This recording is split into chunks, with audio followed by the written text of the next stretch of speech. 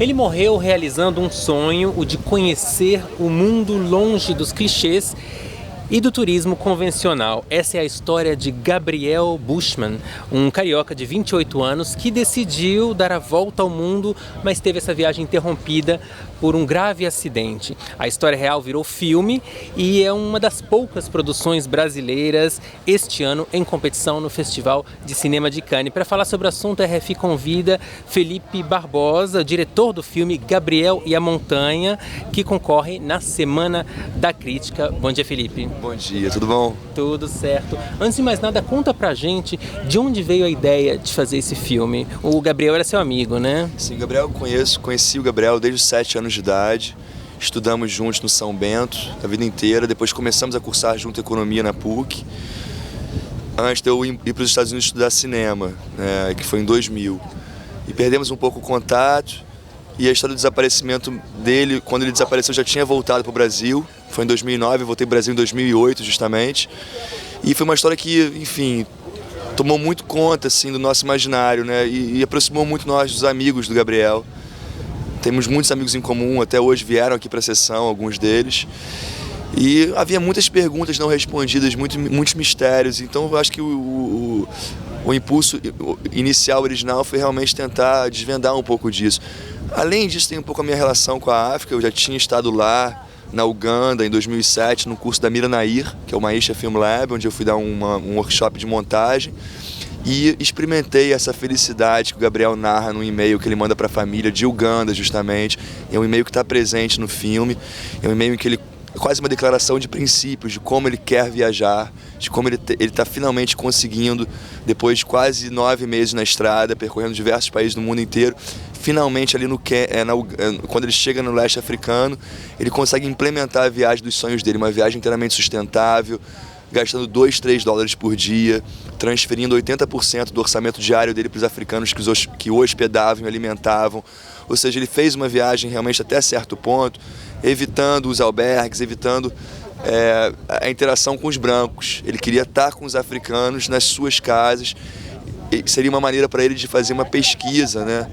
Como uma preparação, eu diria, para um PhD em políticas públicas para países em desenvolvimento na UCLA, no Los Angeles, onde ele havia ganhado uma bolsa integral. O Gabriel era um cara absolutamente brilhante, um economista assim, muito sério.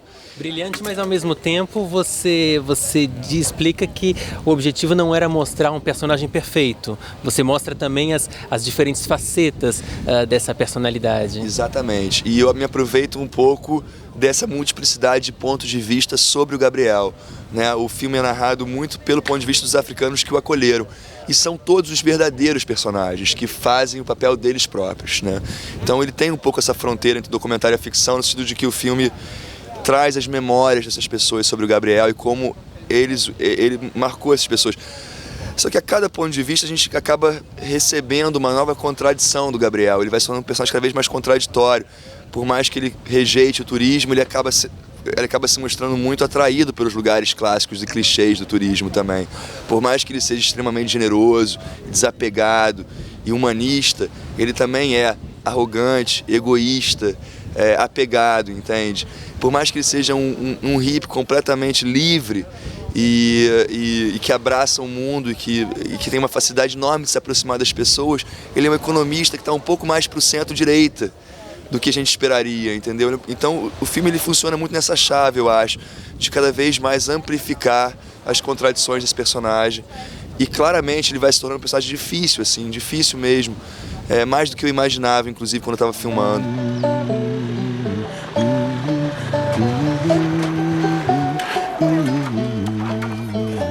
This is my brother Brian. Pleasure. He is a Masai Moran. Hello, I'm Brian. I'm Gabriel. From Brazil. Brazil. Yes. Welcome to Kenya.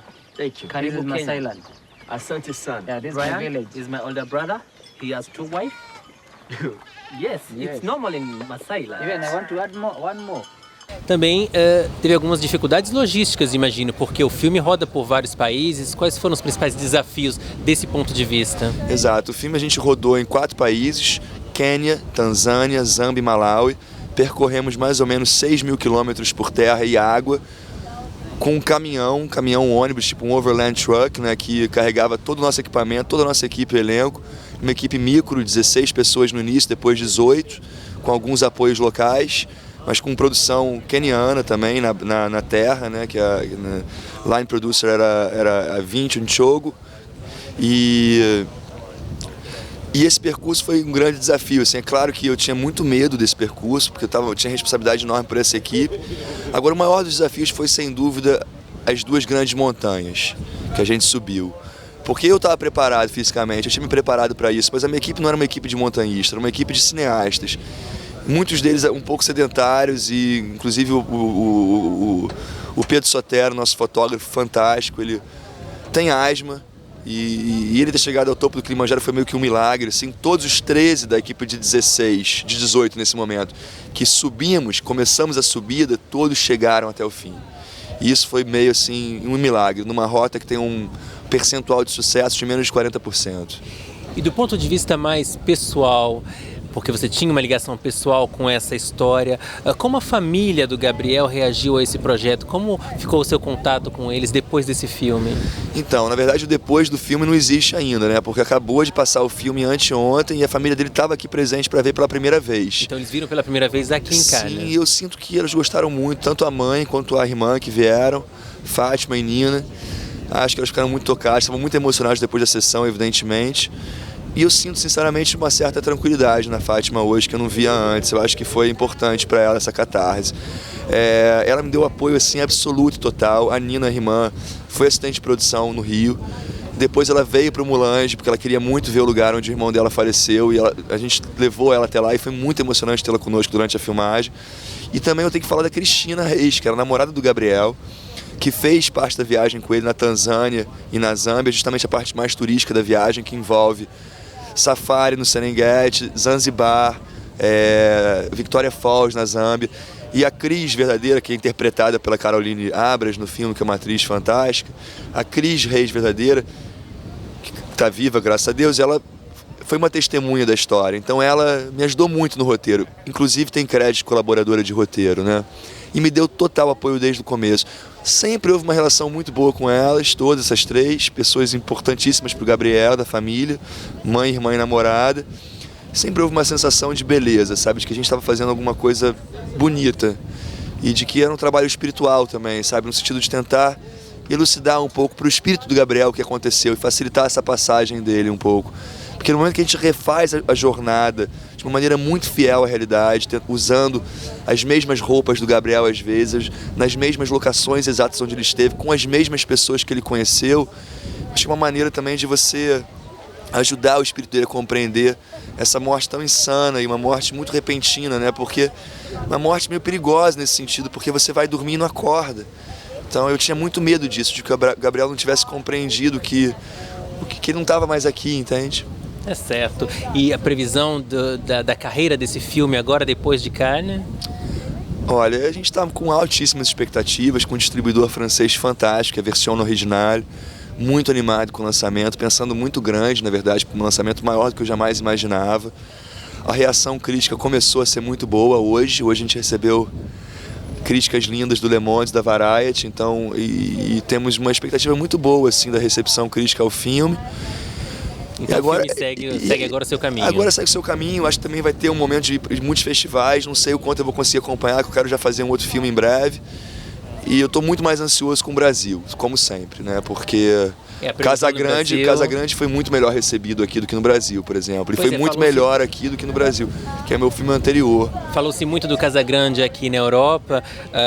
Qual é exatamente o próximo projeto? A ideia é também de um projeto internacional, de um projeto com uma visibilidade internacional? Sim, eu tô com um projeto já com uma produtora americana, né, do Lars Knudsen, já há muitos anos em desenvolvimento, que chama-se City of Alex, que é um triângulo amoroso que se passa em Berlim.